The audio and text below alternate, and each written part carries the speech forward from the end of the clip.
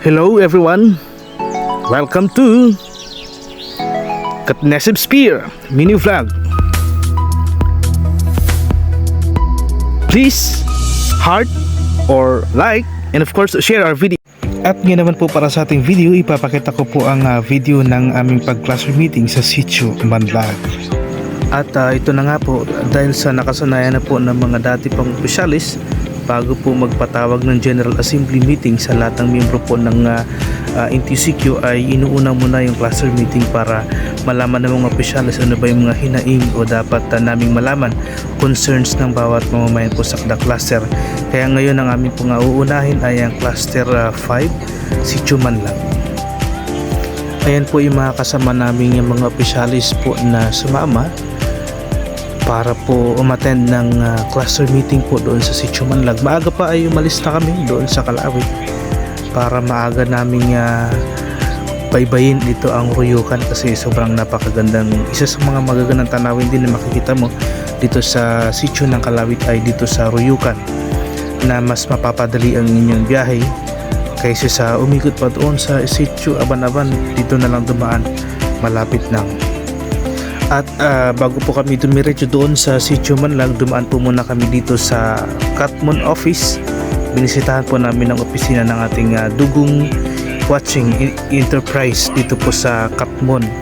Titignan po natin yung sitwasyon ng opisina. Yun po yung bahay ni Ate Jen. Ang ganda po na kanyang guest house. At ang admin po natin abutan sa umagang ito ay walang iba kundi si Eva Grace Lucky. Ito po ngayon ng itsura o sitwasyon ng ating opisina po dito sa Katmon. Yan po uli si Eva Grace Lucky. Tapos na yung guest, wala nang guest, kaya siya po ay naglilinis na lang dito sa loob at labas ng opisina. Ayan, ito po yung opisina po namin dito sa Katmon. At tinitignan po ng mga opisyalis yung CR dito sa opisina. At ito na nga, dito na tayo, nagbibiyahe na galing ng opisina papunta po sa Sitio Manlag. Sobrang napakakalma po ng dagat, kaya sobrang maalwan ang biyahe. Nandun po sa harapan si Board Jimil Novero, kasama po si Board Ramil Agnes. At ito naman po yung mga kasama rin namin ng mga opisyalis sa panguna po ng ating butihin at masipag na OIC Vice Chairman Fidel Med. At ito na nga po yung picture namin sa bangka. Ganda po ng kuha ni Port Lorna. Yan po sa playa na kami.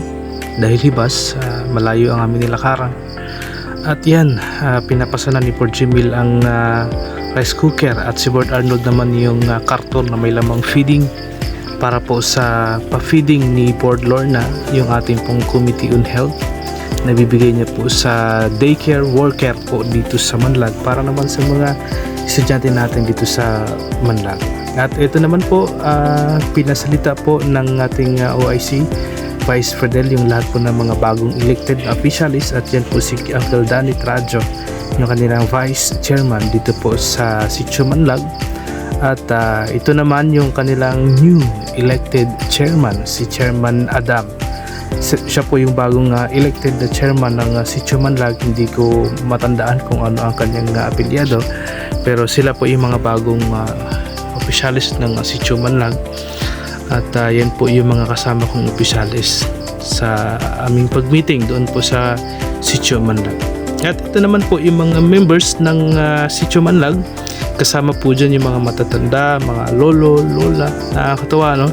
Dahil hanggang ngayon ay pumupunta pa rin at malaking na itutulong ng ating po mga matatanda sa ating mga komunidad. Dyan po yung kanilang mga kasamang members. At ayan po muli si OIC Vice Fidel Med na nagsasalita. At syempre mapalad si Sitio ng Manlag dahil nandyan pa sa kanila si Radyo. Ayan po ang kanyang mensahe. At ito na po yung mga random pictures namin, ang mga nakuhang larawan bilang patunay ng unang cluster meeting sa taong ito ng 2025. At ang pinakauna po naming cluster meeting na naganap ay sa Sitio Manlag. At yan po yung mga miyembro na umattend. Karamihan po dyan ay mga matatanda na at galing pa sa kabilang isla. At ito naman po yung kanilang picture ng kanilang clubhouse, at ito naman ang kanilang basketball court na project din po ng community. At ito po yung staff house ng Sitio Manlag na budget din po at proyekto ng community para dito po sa Sitio Manlag. At ito na, mula sa Sitio ng Manlag kami po muli ay nag-travel mula sa Manlag pabalik po doon sa atin pong barrio proper ng Kalawit. Ayan po nagtitigil si Board Ramil. Ito po yung mga kasama kong opisyalis. Masaya dahil matagumpay po namin natapos yung cluster meeting dito po sa Sitio Manlag. At medyo malo na kaya dumuduyan na yung aming pong sasakyan. Yung nakaupo nagpipintuan sa unahan. At ito naman po yung kanilang daycare center na budget din po ng pamunuan. Kasama po yung kanilang clubhouse na ito po ang pondo ay mula rin sa ating Dugong Enterprise. Budget po ng na samahan ng NTCQ. At ito po yung kanilang kanilang clubhouse doon po sa Sitio Binalayan. Nasa Binalayan na po kami, naglakad kami. At ito po yung kanilang napakagandang aplaya. Kami po ay pabalik na kasi doon kami dumaan sa Binalayan, pabalik na kami sa proper. Dumaan muna kami sa Binalayan bago pupunta na proper. At ayan po ay makikita nyo si Kuya Jimmy na may pasan po na pusit. Yung kanyang ibinilad na pusit, ibabalik niya na sa tabi, lalagay niya sa tabi dahil naglalaot na naman sila. At ito na nga, nasa laot na kami. Ang isla po na nakikita nyo ay Dimipak. Yan po yung Inapsapan. Malapit na po kami sa barrio proper makarating. At sa wakas, eto na. Salamat sa Panginoon sa buong maghapon na kami ay binigyan ng lakas. Ito na po yung Kalawit Fort na proyekto din po ng isang non-government organization, yung ILO, na hanggang ngayon ay napakalaking pakinabang po sa lahat ng mamamayan ng Kalawit. Ang kanilang ginawa na pantalan o boat landing dito po sa isla ng Kalawit. Kinukuhaan po natin din ng video yung aming pagbaba sa bangka bilang patunay na kami ay nakauwi rin mula sa amin pong pag-ikot sa buong isla ng Kalawit. Actually, nag-umikot po kami sa buong isla ng Kalawit mula dyan kanina sa Pantalan. Doon kami dumaan sa Ruyukan, tapos umikot kami hanggang sa Aban-Aban, tapos hanggang sa makabalik po dito sa Kalawit proper. Yan po si Kagawad Rickson. Dala-dala niya pa yung kanyang rice cooker dahil bago kami umalis kanina maaga pa ay nagluto na siya para pambaon ng mga opisyalis din doon sa aming cluster meeting sa Sitio Manlag. Kaya salamat, shout out po kay Kagawad Rickson. Santi Lorna, medyo nagpapahinga pa, at ito na nga, parang dahan-dahan na lang yung paglakad dahil siguro sa sobrang pagod sa buong maghapon sa paglalakad. Pero nandun naman yung tuwa na nakabalik dito po sa barrio proper maghapon. At least may accomplish. Unang cluster meeting po sa taon ng January, sa buwan ng January sa taong 2025.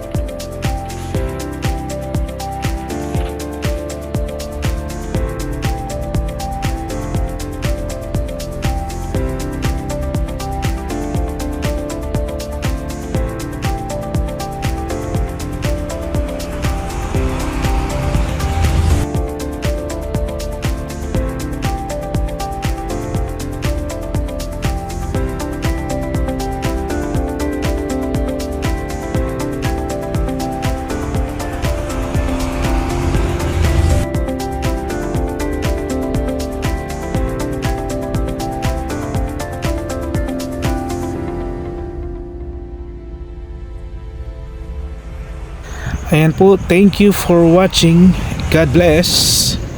Please heart or like, and of course share our videos para po updated kayo sa mga susunod na video na ating pong i-upload.